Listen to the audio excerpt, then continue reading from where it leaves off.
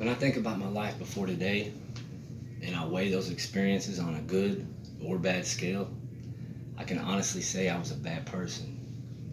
I was an addict. I was manipulative. I was self centered. And most importantly, I had no direction. Also, I was an absent father, a womanizer, and gang affiliation would show I had little care for my own life.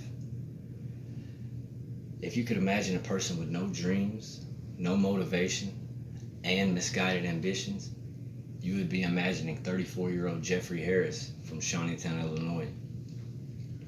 It brings me tremendous joy to be here, and I'm even more excited about getting to share my journey to such a profound group of individuals.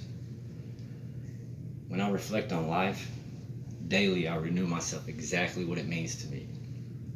I sincerely believe that life takes on a different meaning to different people. I believe a person's experiences are the main artifacts in gaining the understanding for life. So what does life mean to me? At one point in my distant past, life was something I wanted nothing to do with. And there were other times life created so much joy that I wanted more of it. Today, life for me has balance, a combination of leveling the good and bad and finding a place of peace and comfort. As a young boy, I recall a lot of excitement in my life. I grew up in a Pentecostal church where my father was the preacher and my mother took on the role as Mama Harris to many of the kids I grew up with. Our income was pretty low, but my internal happiness was at its peak. Christmas holiday was my favorite. Each year, I battled a good night's rest, overwhelmed by anxiety, just to wake up and tear eagerly into the few wrapped boxes that wore a tag that read Little Jeffy. Reflecting back on pleasant times such as that would lead one to believe that life in some form has been cookie cut and somewhat amazing. However, what has become amazing is overcoming obstacles, realizing personal value, and conquering a dream I once deemed impossible. Tragedy struck for me 3 days after my 14th birthday. I lost my father. His life was reduced due to a fight against cancer. For me, the effect of having no father generated a harrowing disregard for life within me.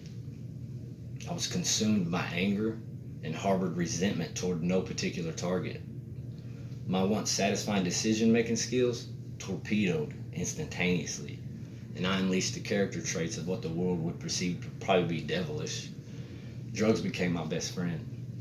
The individuals I met coming up through church, they evaporated.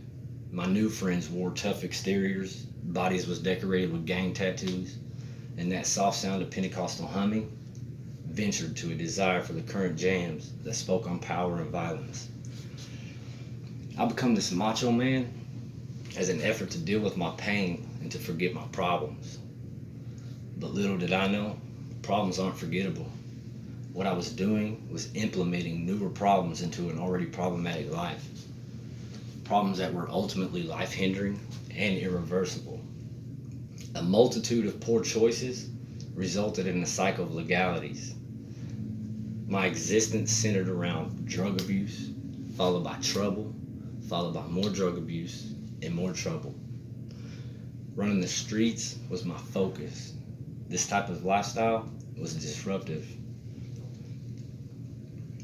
The drug usage, drug selling, manufacturing, excessive drinking, partying, and just overall lack of discipline eventually led me to a 9-year prison sentence in a federal penitentiary. Now confronted with this unavoidable prison term, the grief of a friend's passing due to an overdose, and a son that was fatherless, my misery, it felt endless. My sorrow could be compared to the aftermath of a tsunami. The individuals I did have were my backbone, but they too fell victim to an unmanageable addiction. Not had I only become incarcerated, but my actions inadvertently jailed my loved ones as well.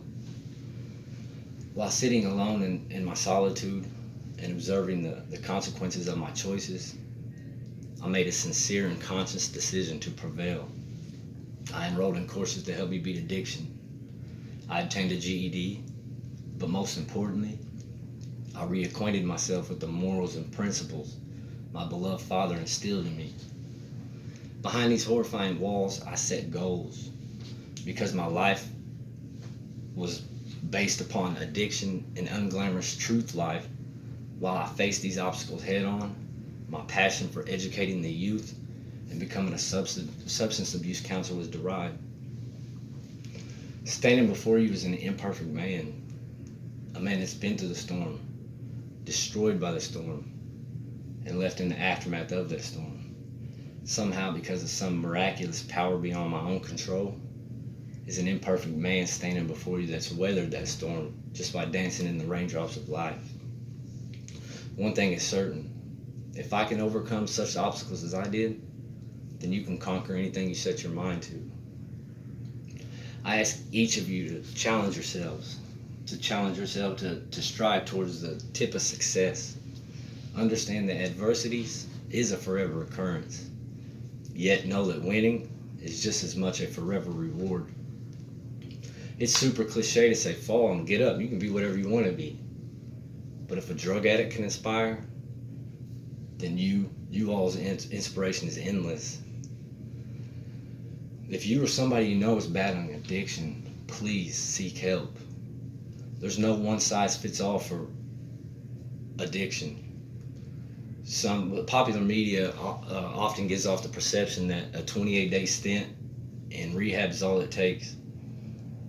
But for most of us, it's a lifelong journey. So if you're battling addiction, any kind of addiction, please seek help. Thank you.